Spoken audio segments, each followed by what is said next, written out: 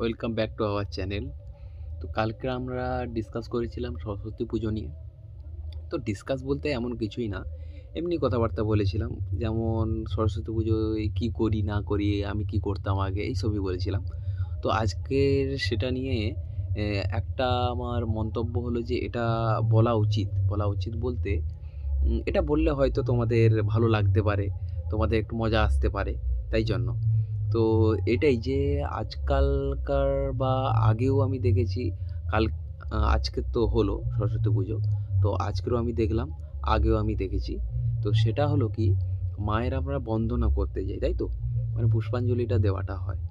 তো সেই সময় মায়ের বন্দনার থেকে আমরা মাকে বেশি বেদনা দিয়ে ফেলি আমার মনে হয় মাঝে মাঝে। আর সেটা কি, সেটা আমি আজকের এই ভিডিওর মাধ্যমে তোমাদেরকে বলছি। সেটা হলো, দেখবে ঠাকুরমশাই সংস্কৃত মন্ত্র বলে, হ্যাঁ, তো আমরা সংস্কৃত পারি না, তো উল্টো পাল্টা যা আসে সেটাই বলে দিই। তো সেটার ফলে আমার মনে হয় যে কিছুটা অনেকে বলবে যে হ্যাঁ মাকে শুনতে পাচ্ছে বা কিছু এরকম না, যে কিছুটা আমার মনে হয় যে ওটা বেদনা দিয়ে ফেলি আমরা। আর আরেকটা আছে যে তোমরা দেখবে অঞ্জলি শেষ হয়ে গেল, ঠাকুরমশাইয়ের মন্ত্র পড়া শেষ, তো তারপরেই তোমরা দেখতে পাবে যে ছেলেমেয়েরা অসুস্থ হয়ে পড়ে।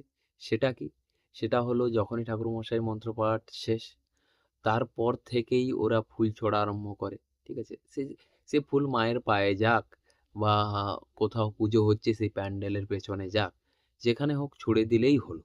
হ্যাঁ, মায়ের মুখে লেগে যাচ্ছে কোনটা, কোনটা হাঁসের গায়ে লেগে যাচ্ছে। হ্যাঁ, তো এটাই বলার ছিল যে এরকম হয়।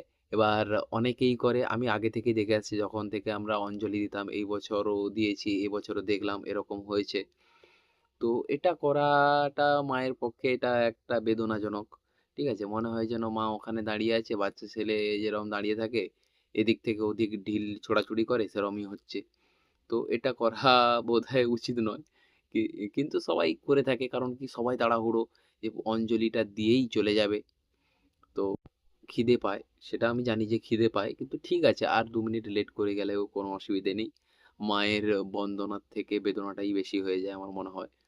তো এটা কোনো অসুবিধে নেই যে তোমরা ছুটছো। ঠিক আছে, চলো, দেখা হচ্ছে আমাদের নেক্সট ভিডিওতে।